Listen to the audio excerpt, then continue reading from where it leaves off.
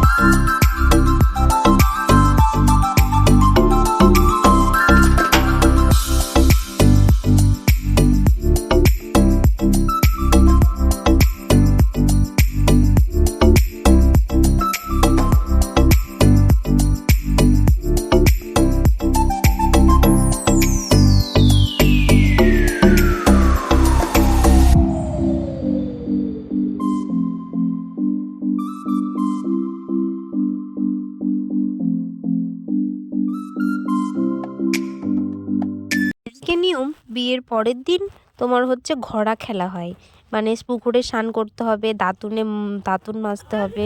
দেখো এখানটায় তোমরা সবটাই দেখতে পাবে।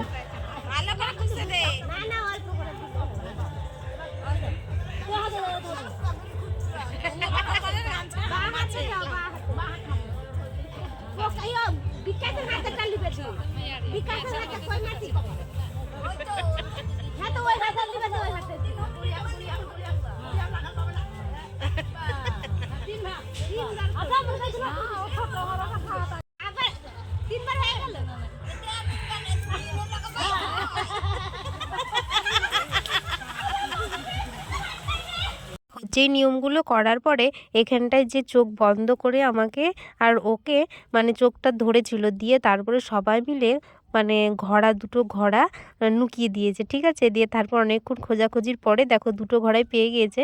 আর যদি ঘোড়াগুলো খুঁজে না পেতাম তাহলে কিন্তু আমাদের ওই ভিজা কাপড়েই দাঁড়িয়ে থাকতে হতো ঠান্ডাতে। আমি তো খুঁজিনি, ওই খুঁজেছে আর কি। তো দেখো ঘোড়াতে করে জল নিয়ে যেতে হবে, দিয়ে ছল্লা তল্লায় 7টা পাক দিতে হবে। এই যে এখানটায় একভাবে, আমি কিন্তু ঘোড়া নামাইনি, আমি একভাবেই জল এনেছি, আমি একভাবেই ঘুরেছিলাম আর কি। তারপরে আবার ভালো করে স্নান করার পরে তারপরে রুমে চলে এসেছি। তো দেখো ট্রলিতে সব জিনিসপত্রগুলো রয়েছে, তো দিদিরা এইভাবে সেট করে দিয়েছে আমার রুমে। তো দিদি সেটাই শেয়ার করছিল। তারপরের দিন বিকেল দিকে এখানটায় ডান্ডা কাটটা, মানে আদিবাসীদের ডান্ডা কাটটা করতে হয়, আমাদের এই বাড়িতেও করেছিল।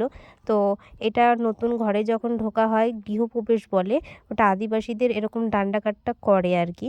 তো এখানেও করছিল, বিয়েতেও করে। তো চলো তোমাদেরকেও একটু শেয়ার করলাম, তোমরাও দেখে নাও, যারা যারা আদিবাসী তারা তো অবশ্যই জানো। দেন তারপরে সন্ধ্যের দিকে দেখো এর তো ঘুমিয়ে পড়েছিল, শরীর খারাপ করছিল যেহেতু রাত জাগা ছিল। তারপরে দিদি এখানটায় আমাকে তাড়াতাড়ি করে রেডি করে দিল।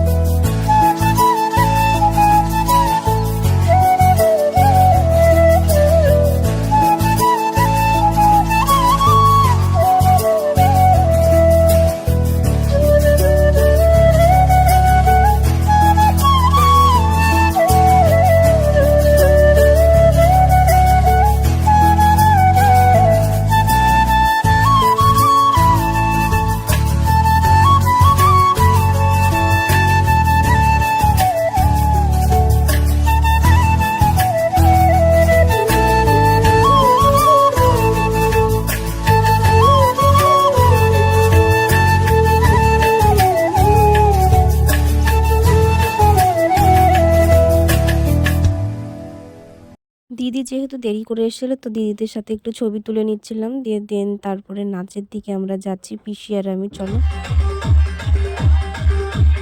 संगे संगे नाच गोरी मस्ती मेरे मोई भी तू लगब गोरी सावली सुहानी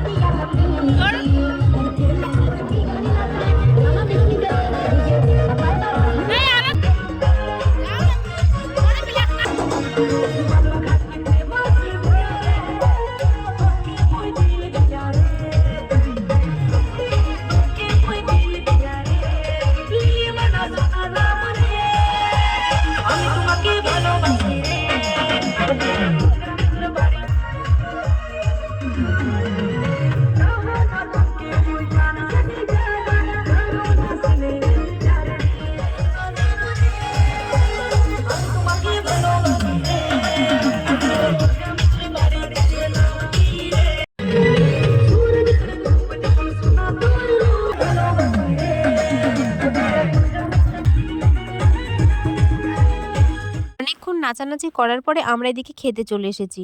তো দেখো এখানটা সবাই মিলে খেতে বসে গিয়েছি। তো সবারই খাওয়া দাওয়া হয়ে গেছে, মানে কন্যা যাত্রীদের। আর এখানটায় কয়েকজন বাকি ছিল। তো পিসির খুব প্রচণ্ড শরীর খারাপ ছিল, তো শুয়েছিল, পিসি খায়নি। তো বললাম পিসি চলো আমাদের সাথে খেয়ে নেবো, অল্প করে হলো, নাহলে আরও শরীর খারাপ করবে না খেলে। তো চলো ভিডিওটা এই পর্যন্তই। তোমাদের যদি ভালো লেগে থাকে তো লাইক কমেন্ট চ্যানেল সাবস্ক্রাইব করে দিও। তো নেক্সট ব্লগ আসছে পরপর, তোমরা দেখতে থাকো।